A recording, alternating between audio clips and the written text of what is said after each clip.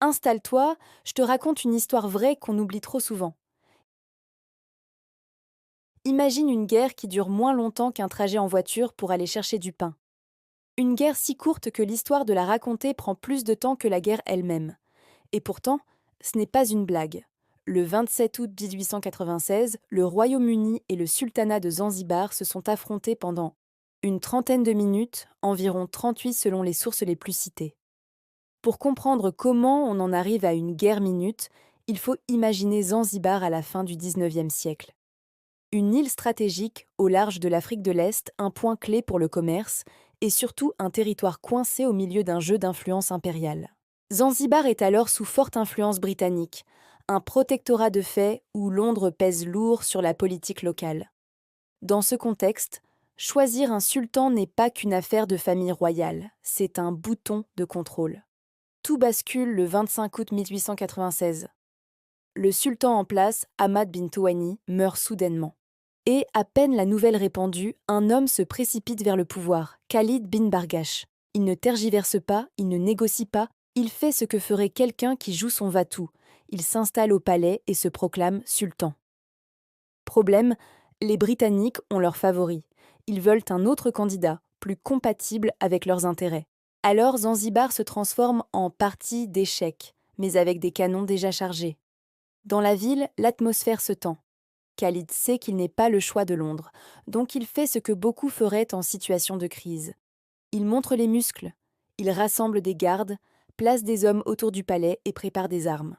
On n'est pas dans une armée moderne à l'européenne, mais l'idée est simple. Je suis là, je tiens le palais, je ne bouge pas. Sauf qu'en face, le Royaume-Uni ne répond pas avec des discours. Il répond avec un port rempli de navires de guerre. Les bâtiments britanniques se positionnent, les canons pointent vers le palais, et un ultimatum tombe.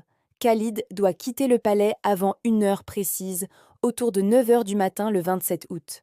Sinon, ce sera la force. Cet ultimatum est transmis par le consul britannique. Et là, tu sens la mécanique du drame. Quand une horloge est posée sur la table, tout le monde fixe l'aiguille. Imagine la scène, minute par minute. On approche de 9 heures. La ville retient son souffle. Dans le port, les navires sont en place. Sur le rivage, on attend l'ordre. Au palais, Khalid reste. Peut-être qu'il pense que les Britanniques bluffent. Peut-être qu'il espère un compromis de dernière seconde. Peut-être qu'il se dit « Ils n'oseront pas bombarder un palais en pleine ville ?» Sauf que l'Empire britannique, à cette époque, n'a pas vraiment la réputation de reculer quand il estime que son autorité est défiée. 9 heures ans, l'heure passe, Khalid est toujours là, et presque aussitôt les tirs commencent. Les canons des navires ouvrent le feu sur le palais. C'est brutal, c'est direct, et c'est terriblement déséquilibré. D'un côté, des pièces d'artillerie navale moderne, de l'autre, un palais et des positions improvisées. Le bâtiment encaisse, mais pas longtemps. Des parties prennent feu, des murs s'effondrent, et tout ce qui ressemblait à une défense commence à se disloquer. Khalid a aussi un symbole de puissance. Un navire, le yacht royal HHS Glasgow. Sur le papier, ça fait flotte. Dans la réalité, face à des croiseurs britanniques, c'est presque un décor. Le Glasgow est touché et finit coulé, pendant que le palais devient un chantier de ruines en temps réel. Et c'est là que tu comprends pourquoi cette guerre est si courte. Ce n'est pas un duel, c'est un verrou qu'on force. Au bout d'une vingtaine de minutes, la situation est déjà perdue. Les défenseurs fuient ou sont hors de combat.